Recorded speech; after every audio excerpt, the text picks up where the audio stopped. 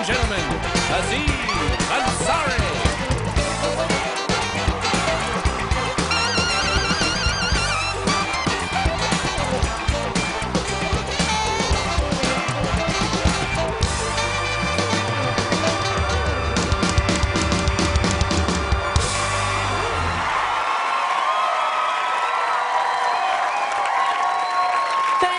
Thank you very much. Wow, I can't believe this. I'm here hosting Saturday Night Live. Yeah.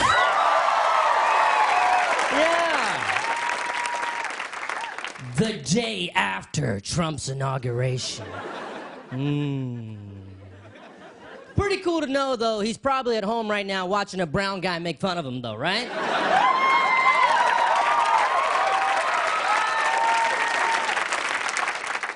Crazy couple of days, man.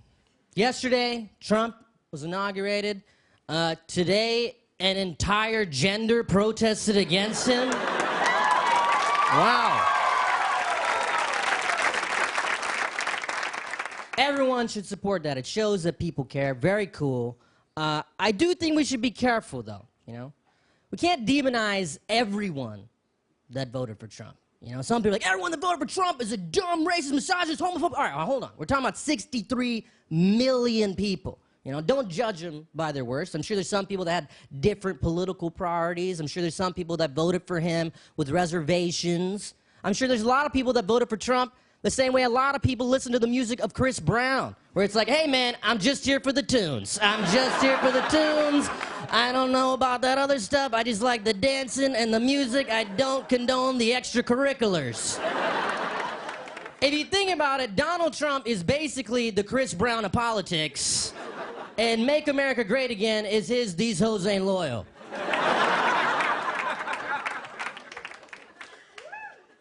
So look, we're divided. It's okay. We've always been divided by some of these big political issues. It's fine. As long as we treat each other with respect and remember that ultimately we're all Americans, we'll be fine. But the problem is,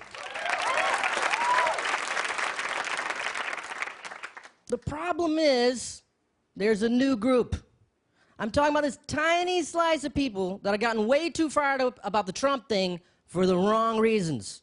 I'm talking about these people that as soon as Trump won, they're like, we don't have to pretend like we're not racist anymore. We don't have to pretend anymore. We can be racist again. Woo! Whoa, whoa, whoa, whoa. No, no. If you're one of these people, please go back to pretending. You gotta go back to pretending. I'm so sorry we never thanked you for your service. We never realized how much effort you were putting into the pretending, but you gotta go back to pretending. Hey.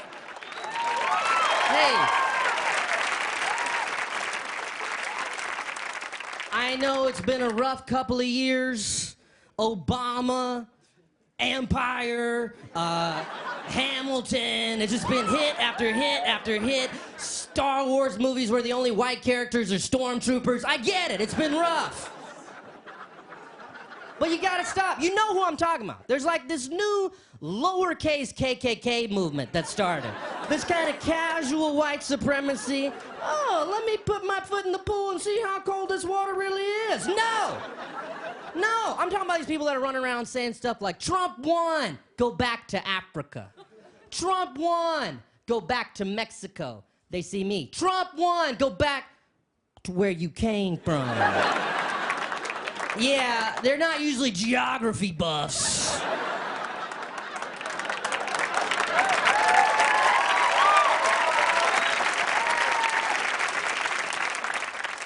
Is that the plan, by the way? We're all gonna move, all the minorities, 40-something% of the country, every minority's gonna move, Beyonce's gonna move.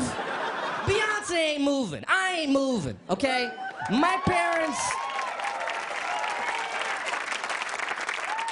parents moved from India to South Carolina in the early 80s. They didn't move until 9 years ago. You know where they moved? North Carolina. They love it here, they're not leaving.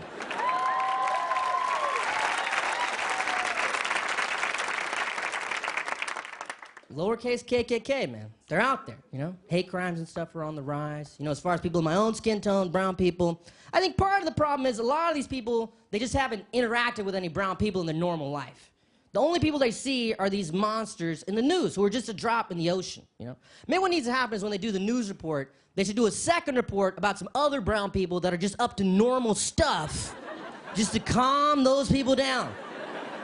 So the report's like, the suspects are considered armed and dangerous. Not armed and dangerous, these 4 other Muslim people that are eating nachos in Chicago. Let's go to footage of them. Uh-oh, looks like Nasir just spilled a little cheese on his khakis. He got a little overambitious with that last dip. We've all been there. A lot of people are Islamophobic, which doesn't make sense on paper, because, you know, the God in Islam is the same God that was revealed to Abraham in Judaism, Christianity, same guy. But people are scared. Why? Because anytime they watch movies and TV shows and a character's Arabic or they're praying or something like that, that scary-ass music from Homeland is underneath it. It is terrible. And people are like, what do they say? Just God is good, normal religion stuff, it's okay. You want to end Islamophobia? Honestly, just change that music. Like, if the music was different, if it was just like... people would be like, man, Islam is one whimsical religion, isn't it?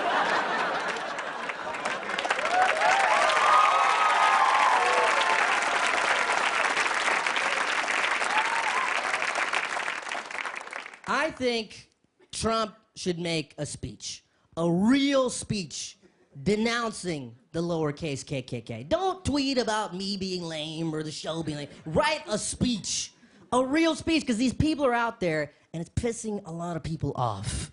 And I think it can make a difference, because other presidents have done things like this and it has helped. Hate crimes and stuff, it went down. You know, George W. Bush made a speech after 9/11 and it really helped. Things changed. This is what he said in the speech, and I'm paraphrasing slightly. He said, Islam is peace. The perpetrators of these attacks, they don't represent Islam. They represent war and violence. Our enemies are not our Muslim brothers and sisters. Our enemies are a network of radical terrorists. And everyone applauded. Democrats, Republicans, it didn't matter. Because it's not about politics. It's about basic human decency and remembering why the country was founded in the first place. And I'm sitting there, and I'm watching the speech, and I'm like, what the hell has happened? I'm sitting here wistfully watching old George W. Bush speeches. Just sitting there like, what a leader he was. 16 years ago, I was certain this dude was a dildo. Now I'm sitting there like, he guided us with his eloquence.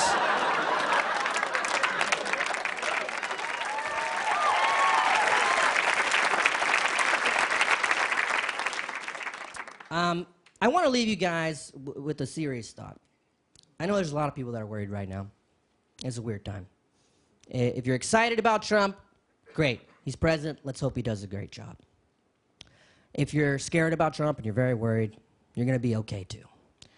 Because if you look at our country's history, change doesn't come from presidents. Change comes from large groups of angry people. And if day one is any indication, you are part of the largest group of angry people I have ever seen. Good luck to you. We got a great show tonight. Big Sean is here, so stick around. We'll be right back.